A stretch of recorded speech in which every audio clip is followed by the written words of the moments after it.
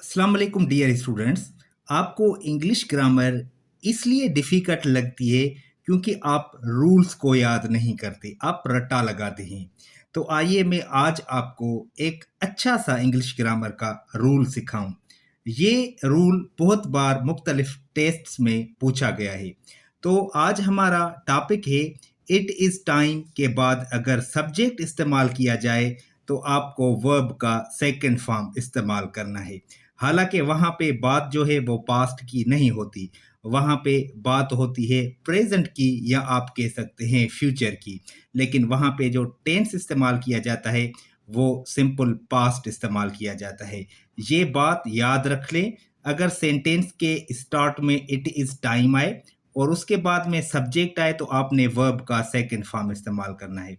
Next point को discuss करेंगे कि ये स्ट्रक्चर हम इस्तेमाल क्यों करते हैं। अब यहाँ पे क्लियरली लिखा हुआ है this structure is used when something should have happened but it has not happened yet so it is already late. ये स्ट्रक्चर हम तब इस्तेमाल करते हैं जब कोई काम होना था लेकिन अभी तक नहीं हुआ, यानी कि उस काम को बहुत लेट हो चुकी है, ऑलरेडी वो काम लेट हो गया है। अब आइए कुछ एग्जाम्पल्स लिखे हुए हैं उनको स्टडी करें। सेंटेंस नंबर 1 है it is time we went to school. इसका मतलब है हमें अब स्कूल जाना चाहिए। इसका मतलब है हम देर कर रहे हैं, इस वक्त तक हमें स्कूल पहुंच जाना चाहिए था लेकिन अभी तक हम नहीं गए क्योंकि हमें लेट हो चुकी है। नेक्स्ट सेंटेंस है it is time he started studying. इसका मतलब होगा उसे अब पढ़ना शुरू करना चाहिए, यानी कि टाइम हो चुका है लेकिन उसने अभी तक पढ़ना शुरू नहीं किया। इसका मतलब है वो अभी तक नहीं पढ़ा, यानी कि उसको पढ़ने में देर हो चुकी है। यहाँ पे देखिए स्ट्रक्चर इट इज टाइम के बाद ही सब्जेक्ट है और सब्जेक्ट के बाद हमने इस्तेमाल किया है simple past tense.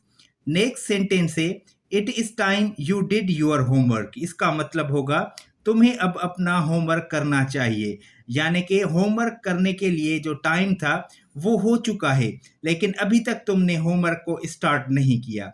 Next sentence है सेंटेंस नंबर है 4। सेंटेंस नंबर 4 और सेंटेंस नंबर 5 दो सेंटेंसेस रह गए।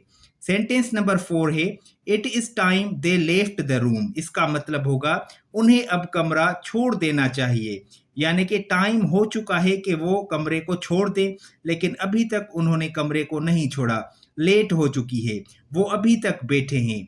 सेंटेंस नंबर 5 है it is time we took action. इसका मतलब होगा हमें अब एक्शन लेना चाहिए, यानी कि एक्शन लेने का टाइम हो चुका है लेकिन हमने अभी तक एक्शन नहीं लिया, हम पहले ही देर कर चुके हैं। बहुत ही इंपॉर्टेंट रूल है और बहुत सारे स्टूडेंट्स जो क्या करते हैं वो देखते हैं कि सेंटेंस में अगर प्रेजेंट की बात हो रही है तो वो प्रेजेंट टेंस इस्तेमाल करते हैं। बहुत बार क्या होता है कि हम जिस टाइम की बात करते हैं वो टेंस इस्तेमाल नहीं होता। ये भी उनमें से एक है कि इट इज टाइम के बाद आप सब्जेक्ट इस्तेमाल करेंगे तो वहाँ पे टेंस आपको सिंपल पास्ट इस्तेमाल करना होता है लेकिन वहाँ पे बात सिंपल पास्ट यानी कि माजी की नहीं होती।